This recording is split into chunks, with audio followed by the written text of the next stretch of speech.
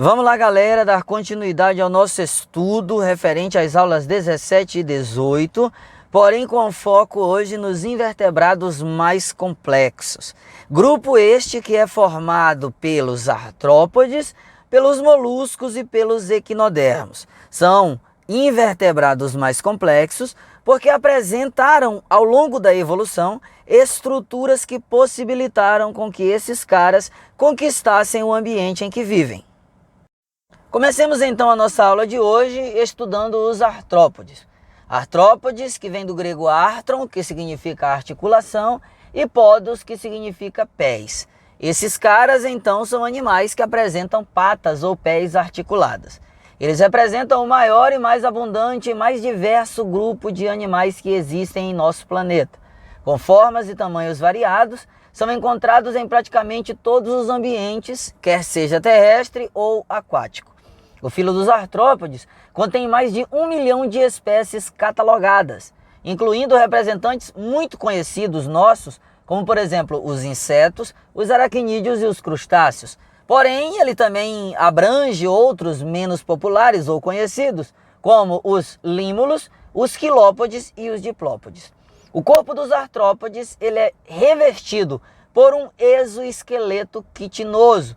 Quitina, que é um polissacarídeo nitrogenado. Essa é uma novidade evolutiva que funciona como uma autêntica armadura, que é bastante rígida e que apresenta diferentes graus de dureza. O objetivo desse exoesqueleto é sustentar e proteger o corpo do animal, além, é claro, de ele ser impermeável por causa de uma camada de cera que ele apresenta em sua superfície. Isso facilita a sobrevivência desses animais no ambiente terrestre. Essa foi uma adaptação que de fato garantiu a sobrevivência desses caras, mas não somente a sua sobrevivência, mas também a conquista definitiva, nesse ponto, do ambiente terrestre.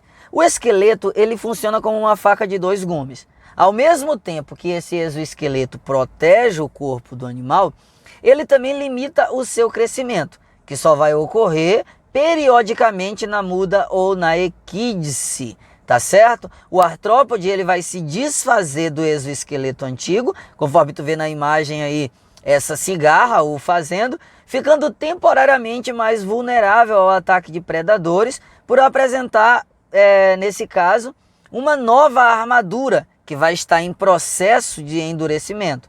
Contudo, é importante ressaltar que essa mudança permite o crescimento do organismo aos saltos. É importante frisar ainda que, assim como nos anelídeos, o corpo dos artrópodes é segmentado. Na maioria dos adultos, pode ocorrer a fusão de segmentos, que é a chamada tagmose, formando-se ainda peças maiores, como a cabeça, o tórax e o abdômen. O tagma, na verdade, é uma região corporal com morfologia e funções específicas. Em alguns casos, a cabeça e o tórax se fundem, formando o cefalotórax, que nós veremos mais adiante. Ao corpo vão se ligar vários apêndices, como por exemplo as pernas e as antenas, com segmentos articulados, que tornam mais eficiente, como eu disse para vocês, a sua movimentação. Os músculos que acionam os apêndices se prendem internamente ao exoesqueleto, formando um sistema de alavanca. Estrutura e funcionamento desses animais. Os artrópodes são animais triblásticos e celomados. O corpo deles é aproximadamente cilíndrico, com tubo digestório completo, então eles são enterozoários completos. O sistema cardiovascular é aberto, diferente dos anelídeos, o que significa que o sangue não circula o tempo todo no interior de vasos sanguíneos. Na região dorsal do corpo encontra-se o coração. O coração ele vai se contrair e impulsionar o sangue para uma ou mais artérias, de onde flui para as lacunas entre os órgãos, os quais formam conjuntamente uma cavidade denominada hemocele. Hemocele, que vem do grego aima, que significa sangue, e koilos, que significa cavidade. Nessa cavidade, na hemocele, o sangue deixa nutrientes enquanto remove resíduos. A seguir, nesse caso, ele vai retornar para o coração, de onde vai reiniciar o percurso. As trocas gasosas nesses caras também são muito simples. apesar de que elas não se dão através da superfície do corpo, porque o exoesqueleto ele inviabiliza essa função. Isso acontece lá nos anelídeos. Os crustáceos, por exemplo, que geralmente vivem em ambiente aquático, têm brânquias, os quais ocorrem as trocas gasosas entre a água e o sangue, que contém a hemocianina, que é um pigmento respiratório, que é uma substância aí que no órgão respiratório vai se ligar ao gás oxigênio, liberando nos tecidos, tipo a hemoglobina que nós temos. Os insetos, alguns aracnídeos e os miriápodes, que são diplópodes e quilópodes, têm respiração traqueal, não se esqueça desses detalhes, que o capacita levar o ar até o interior do corpo. As aberturas na superfície corporal, que são chamadas de espiráculos, vão se comunicar com túbulos de calibre microscópico, que são as traqueias, que se ramificam ainda mais, originando as traqueolas, conforme tu pode observar também na imagem. O ar chega aos tecidos pelas traqueolas, estando praticamente todas as células próximo a pelo menos um desses túbulos aí. Assim funciona as trocas gasosas nesses caras. Já nos aracnídeos, principalmente nos aracnídeos menores, eles têm traqueia, mas se você pegar um aracnídeo maior, como essa aranha aí que tu vê na imagem, você vai ver que eles têm pulmões foliáceos, tá? Que são formados aí por lâminas vascularizadas em que ocorrem as trocas gasosas entre o ar e o sangue, que contém hemocianina e também transporta os gases. A maioria das aranhas, nesse caso, apresenta traqueias e pulmões foliáceos. Já os órgãos excretores, eles recolhem os resíduos do sangue e os eliminam por canais que se abrem na superfície corporal ou no intestino. Vai haver diferentes tipos de órgãos excretores. Por exemplo, nós temos os túbulos de Malpighi, as glândulas coxais e as glândulas verdes. Túbulo de Malpighi, que é encontrado em insetos e alguns aracnídeos, onde eles eliminam os resíduos do intestino e de onde são removidos com as fezes. Já as glândulas coxais estão presentes nos aracnídeos, que vão lançar os resíduos diretamente no meio externo por ductos que se abrem entre as pernas. As glândulas verdes, por sua vez, ou glândulas antenais, estão presentes nos crustáceos e ficam na cabeça e abrem-se na base das segundas antenas, que são maiores e mais longas, à frente da boca. Esses caras têm ainda simetria bilateral, que está muito relacionada à sua cefalização. A localização de alimentos e também de predadores vai depender de um sistema nervoso bem complexo e de estruturas sensoriais desenvolvidas, como os olhos e as antenas, as quais têm função olfativa e também tátil. O sistema nervoso é formado ainda por gânglios cerebrais e um cordão nervoso ventral, com divisão, nesse caso, de coordenação entre os segmentos do corpo. Só para tu ter noção, mesmo cortando a cabeça de alguns insetos, como por exemplo quando tu mata uma barata, ele ainda pode movimentar as pernas dele por algum tempo. Os artrópodes são geralmente dioicos, sendo a fecundação interna mais frequente que a externa, e o desenvolvimento pode ser direto ou indireto nesses caras. Vamos lá então para a diversidade e classificação desses caras. O filo dos artrópodes inclui uma variedade muito grande de formas e, consequentemente, de agrupamentos por afinidades evolutivas. De forma geral, os representantes desse grupo são classificados em 5 subfilos distintos, conforme tu pode observar aí nessa árvore filogenética. O primeiro é o trilobita, de animais que já foram extintos, mas nós temos fósseis deles ainda, eram grandes predadores nos mares primitivos. Na sequência, nós temos aí as formas que estão vivas, como o subfilo crustácea, representado aí, por exemplo, pelos camarões. Depois os Chelicerata, que são representados aí pelos límulos ou pelos aracnídeos, como as aranhas. Depois nós temos aí os miriápodes, que estão aí incluídos os diplópodes e os quilópodes, como as centopeias, e os hexápodes, que são os insetos. A grande diversidade adaptativa dos artrópodes permitiu com que esses caras pudessem sobreviver em praticamente todos os hábitats. Eles podem ser considerados o filo animal de maior êxito no ambiente terrestre. E agora nós vamos então para cada um dos grupos viventes mais conhecidos, onde nós estudaremos as suas respectivas características. É bom que você se ligue nisso, porque o vestibular gosta de cobrar. Comecemos então com os crustáceos, que vem do latim crusta, que significa crosta. Esses caras compõem um grupo ou subfilo crustácea, que é muito diversificado. A maioria dos representantes são marinhos, mas existem aqueles que são terrestres e também de água doce. As principais características deles são que eles são decápodes, pois eles apresentam 5 pares de pernas locomotoras, tendo aí como representantes a lagosta, o caranguejo, o siri, entre outros. Outros exemplos também aí são o tatuzinho de jardim, as cracas e o crio. Esses caras têm uma característica ímpar.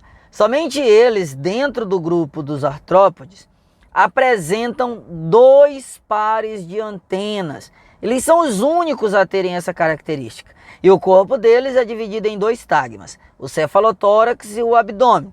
Eles também, conforme tu pode observar nessa imagem dessa lagosta que vai aparecer na tua tela, eles têm apêndices com os quais eles capturam a presa e também eles conseguem manipular a sua alimentação. A fecundação neles é cruzada, onde o macho deposita, utiliza seus apêndices modificados para transferir espermatozoides para a fêmea. E esses ovos geralmente serão incubados. É importante frisar ainda que o desenvolvimento desses caras é indireto, ou seja, depois da fecundação, os ovos são incubados, permanece aderido lá no corpo da fêmea, onde vai formar larvas que vão passar por várias fases até chegar no indivíduo adulto.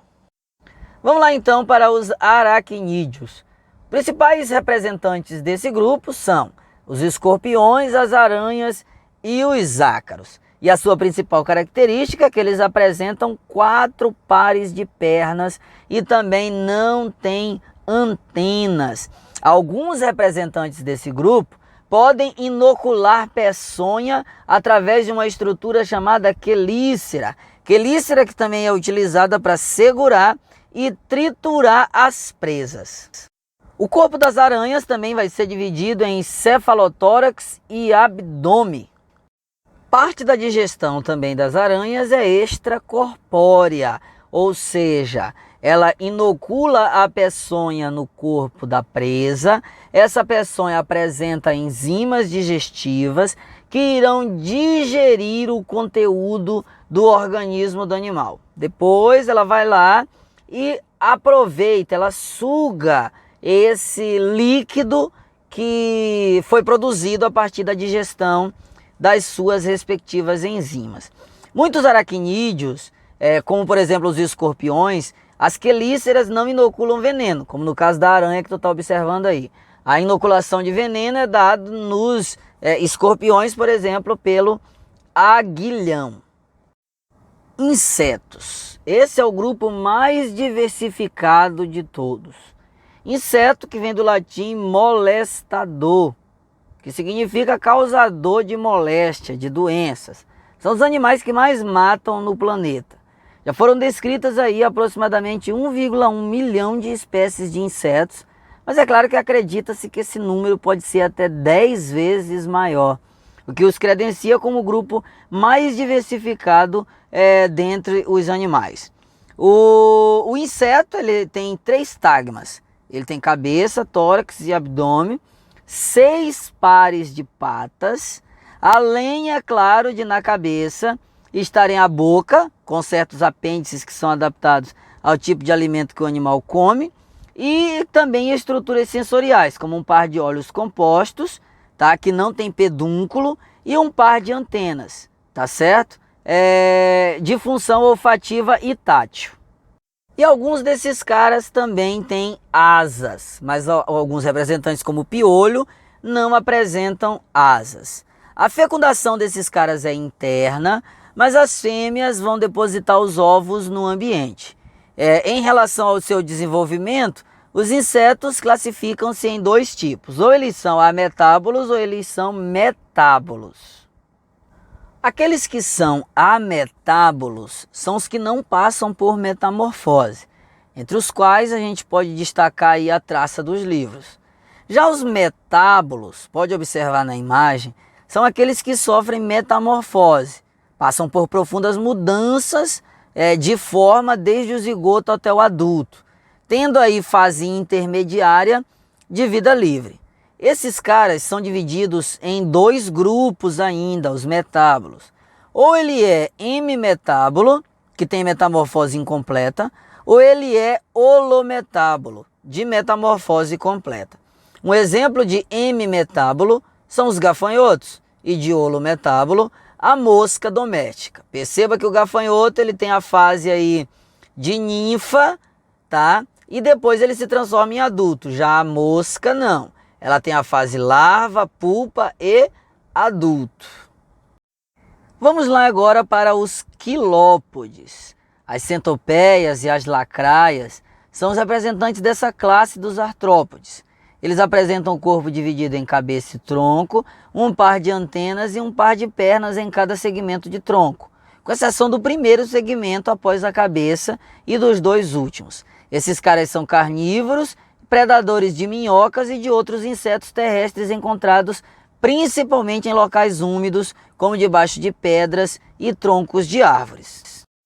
Já os diplópodes têm os seus representantes mais conhecidos, os piolhos de cobra. São semelhantes morfologicamente aos quilópodes, com exceção de que, a partir do quarto segmento torácico, existem dois pares de pernas, e não somente um. E a maioria dos diplópodes são herbívoros e detritívoros. Moluscos, os animais que apresentam o corpo mole. Diferentemente de artrópodes e de anelídeos, o corpo desses caras não é segmentado. E eles também têm um corpo bem delgado, que é muito vulnerável às agressões ambientais. Os representantes do filo molusco são encontrados tanto em água doce como em água salgada, menos frequentemente em ambiente terrestre, mas nós encontramos em ambiente terrestre também. Os mais comuns distribuem-se em três grandes classes: os gastrópodes, os bivalve e os cefalópodes. Esses caras têm ainda um exoesqueleto calcário, que é a sua concha, que pode ter uma ou duas valvas, que vai protegê-los contra agressões e atua também como um ponto de apoio para suas musculaturas. Em animais terrestres, ele ainda evita a desidratação. A lula, por exemplo, ela não tem concha interna. E a concha, nesse caso, desses caras, ela vai ser secretada por uma estrutura chamada de manto, tá? Que é uma dobra da epiderme que recobre o corpo. Entre o manto e o corpo, nós temos ainda um espaço, que é a cavidade do manto, na qual vai circular a água proveniente do ambiente e que vai irrigar as brânquias. A brânquia que ele vai utilizar na sua também respiração. Também atua na eliminação das fezes, da urina e, de alguns casos, também os gametas. Os moluscos têm geralmente simetria bilateral, que está relacionada com a cefalização, e o maior desenvolvimento do sistema nervoso. Eles ainda têm a massa visceral, que é uma parte da qual é recoberta e protegida pelo manto, onde estão os seus órgãos, como intestino, glândulas digestivas, gônadas, coração, entre outros. Eles têm ainda um pé, que pode apresentar diversas modificações e funciona como um elemento de fixação, escavação ou locomoção. O sistema digestório é completo, com boca e ânus, e o seu sistema cardiovascular é aberto, com o coração situado dorsalmente na massa visceral. O sistema nervoso é formado aí por gânglios, que são organizados ao redor da região anterior do trato digestório e em cordões nervosos ventrais. Em alguns representantes desse filo, o sistema nervoso ele vai ser mais desenvolvido e cefalizado, como por exemplo nos cefalópodes, que são animais dotados de grande agilidade e capacidade visual, que possibilita uma eficiente atividade predatória. Eles ainda têm uma língua denteada, chamada rádula, que serve aí para raspar as rochas, os substratos, para que ele retire o seu alimento. São divididos em 3 classes: gastrópode, bivalve e cefalópode. Os gastrópodes não têm concha, ou a concha só tem uma valva, como os caracóis e as lesmas. Os bivalves, eles têm conchas com 2 valvas, como os mexilhões, e os cefalópodes, eles ou têm uma concha interna ou não têm concha, como os polvos e as lulas. Os equinodermos. Os equinodermos vêm do grego equinos, que significa espinho, e derma, pele. São animais exclusivamente marinhos que apresentam grande diversidade de formas, tamanhos e modos de vida, e uma das suas características mais marcantes é a simetria pentarradial, que permite a divisão do corpo em 5 partes simétricas. A maioria dos equinodermos são representados pelas estrelas do mar, as bolachas da praia, os ouriços do mar, dentre outros. Eles têm a boca em contato com o substrato, sobre o qual se apoia a face oral e o ânus na face oposta, que é a face aboral. Na face oral estão os pés ambulacrários, que permitem a movimentação e a sua fixação. Aqui eu quero deixar claro uma informação para vocês que muitos alunos se confundem sobre a simetria desses animais e de outros animais. Por exemplo, a simetria pentarradial ela é encontrada em equinodermos adultos, conforme os que tu está vendo na imagem. Mas as larvas deles não têm. As larvas têm simetria bilateral e por isso elas têm grande mobilidade. Se você analisar os caras que têm simetria radial, eles são animais que não têm cefalização e o sistema nervoso é muito rudimentar, como por exemplo os quinidários.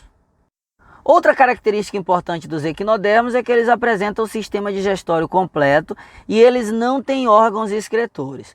A remoção dos resíduos nitrogenados é feita por difusão por meio também dos pés ambulacrários, assim como as trocas gasosas. E o sistema radiovascular ou é reduzido ou é ausente. Eles também têm um endoesqueleto, eles são os primeiros a apresentarem um endoesqueleto, que é calcário, recoberto por uma fina camada de epiderme. E quase todos os equinodermos são dioicos, com desenvolvimento indireto. E a partir desses caras, nós temos aí uma nova nomenclatura para o surgimento do primeiro orifício. Esses caras são deuterostômios, assim como os cordados, que será o nosso próximo capítulo. Animais deuterostômios são animais celomados em que o blastóporo origina o ânus e a boca só se abre depois. Os demais, anelídeos, moluscos e artrópodes, são protostômios, tá bom? A deuterostomia também garante a existência de um endoesqueleto, tá bom? Como os equinodermos e os cordados. Chegamos ao final da nossa aula e agora vocês deverão resolver umas questões nesses minutinhos que faltam lá no Google Class. Até já!